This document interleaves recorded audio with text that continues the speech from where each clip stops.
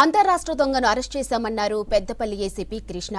తాళం వేసిన ఇళ్లను టార్గెట్ చేసి పగటిపూట ఇండ్లలో దొంగతనాలకు పాల్పడుతున్న నిందితుడు సంపత్ను అదుపులోకి తీసుకున్నట్లు తెలిపారు. 15 తులాల బంగారం, 2,25,000 నగదుతో పాటు బైక్ను స్వాధీనం చేసుకున్నారు పోలీసులు. కాల్వా శ్రీరాంపూర్ మండలం చిన్నరాతుపల్లిలో వృద్ధురాలు శాంతం ఇంటికి తాళం వేయకుండా అదే కాలనీలో జరుగుతున్న పెళ్లికి వెళ్లింది. మల్హార్రావు మండలం రెడ్డిపల్లికి చెందిన పాత నేరస్తుడు సంపత్ వృద్ధురాలి ఇంట్లో బంగారంతో పాటు నగదు చోరీ చేశాడు. కేసు నమోదు చేసిన పోలీసులు నిందితుడు సంపత్ను అదుపులోకి తీసుకుని రిమాండ్కు తరలించారు.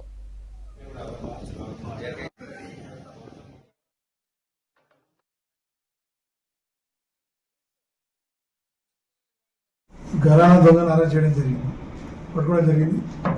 తారపల్లి క్రాస్ మీకు ఐడియా ఉంటుంది, శ్రీరాంపూర్ మండలం.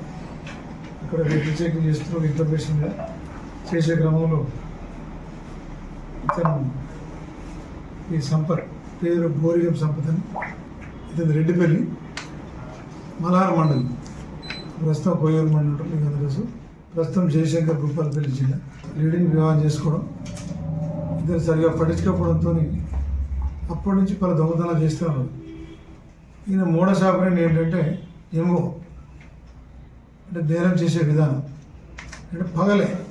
జనరల్గా దొంగలు మనం ఏమనుకుంటామంటే రాత్రి ఇప్పుడే చేస్తారు, రాత్రి జాగ్రత్త ఉంటాం, పగల కొంచెం నిర్లక్ష్యం ఉంటాం జనరల్గా. మనం బహుశా ఇప్పటికీ 36 నుంచి 40 కేసులు నాకు నేను అంటే ఇదే పని ఉంటుంది. జైలు పోతాడు, జైలు పోయినా మళ్ళీ ఇదే పని ఉంటుంది.